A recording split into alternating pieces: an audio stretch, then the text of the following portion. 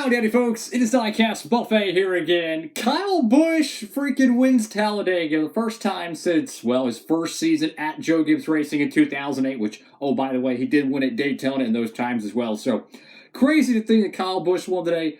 The race to win Diecast is going to be incredible. Hopefully there's some confetti on it, brand new sponsor and all that stuff, which is interesting. He wins in the Lucas Oil car and now the McLaren car, which I don't think of, I think of IndyCar when I see McLaren, but nonetheless, wins it at Talladega. I'm almost certain it's going to be made in the 164 scale. If it's not, it's an absolute shame. Make sure to go pre-order that over there at Circle B Diecast. Use the promo code DIECASTbuffet, and you'll save on shipping orders $30 or more. They'll probably have a race to win t-shirt as well. So for all you Kyle Busch fans, check that out. And of course, you can pre-order his Fontana win as well.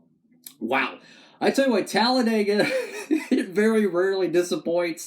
I will say the first, 30 laps of the race were super tame. And to be honest with you, I expected that because the Xfinity race yesterday was the best Xfinity race I've ever seen at Talladega. Legit. It had everything a NASCAR race needs. An upset winner, crazy crashes that you'll be seeing for years to come, great pack racing, pit strategy. Do you pit? Do you take tires? Do you stay out? Do you, whatever it is, do you run in the back? Do you run up front?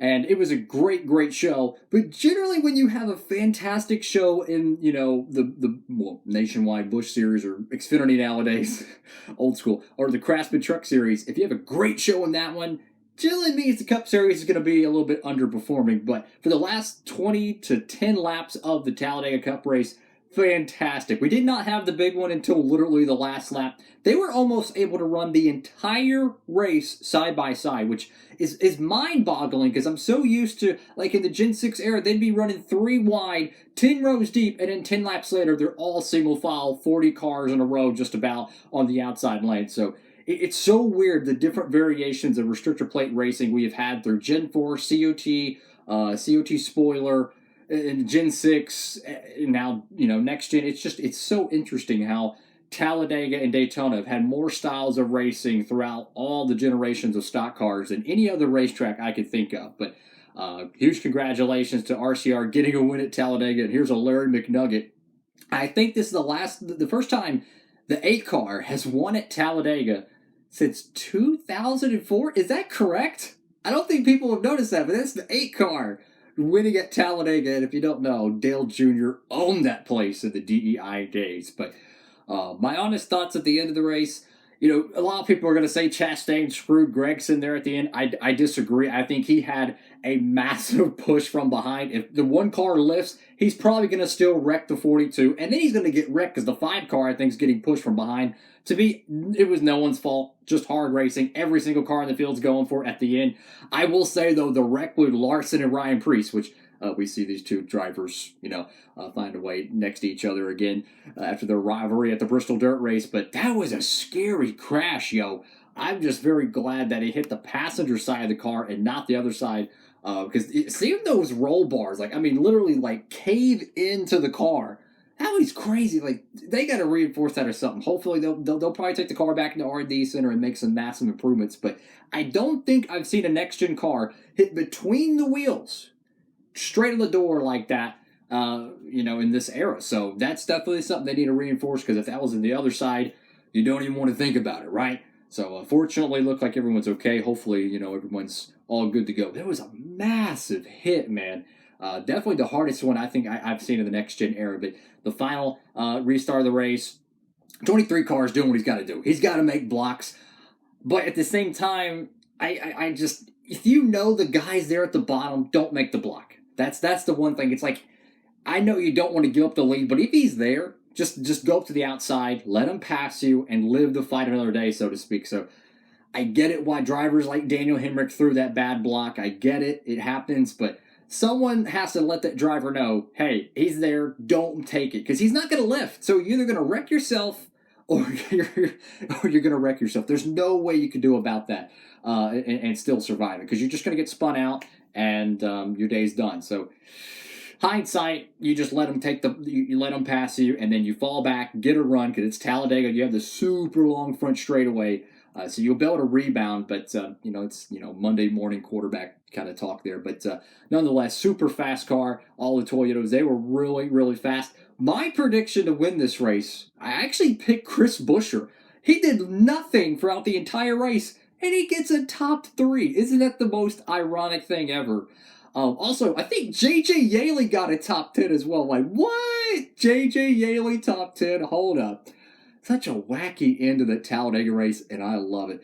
I do wish the first 130 laps had more passing. I definitely wish they could find a way to get the pack a little bit more fluid, because they're able to run side by side, which is really cool, right? No one wants to watch 3 hours of freight train racing where they just run the outside and everyone's just half throttle. But I wish there was a way they could find a way to make the pack a little bit more fluid, that you could pull out a line and make a run and still keep a giant pack. Similar to how we saw in the late Gen 6 era at super speedways, where they could still run 3 and 4 wide at times, but they could also make runs and pass. So that's something I think they need to find a way aerodynamically to work on the cars, because we saw this in the Daytona 500. They ran the first 40 laps side by side, I don't think without any incident, or at least not a caution. But yeah, the first 130 laps, give or take, definitely a little bit underestimated, or underperformed would be a better word, compared to the Xfinity race, which was incredible, dude. I'm telling you, the Xfinity race, if you haven't saw it, go watch it. It was a 10 out of 10 perfect race. I mean, it had everything a NASCAR fan could possibly want. I love seeing the crashes. I love seeing the passing, the crazy finishes.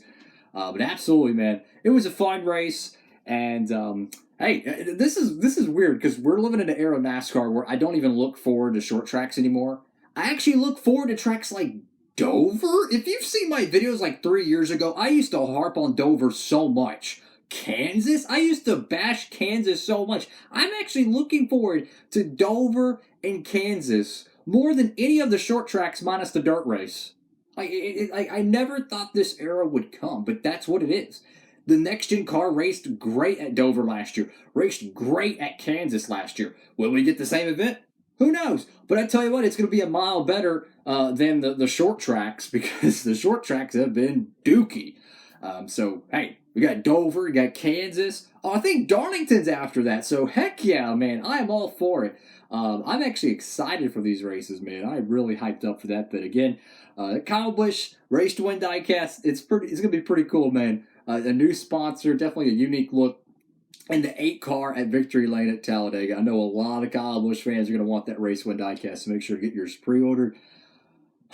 Wow. So I'm curious what y'all thought about Talladega. My ending thoughts in a nutshell: find a way to make the pack a little bit more fluid so they could pass a little bit easier. And I don't know, man. The Xfinity race was just so freaking good. They were able to make moves and make passes. I wish today's Cup race was more like that, but the ending of the race definitely was worth watching.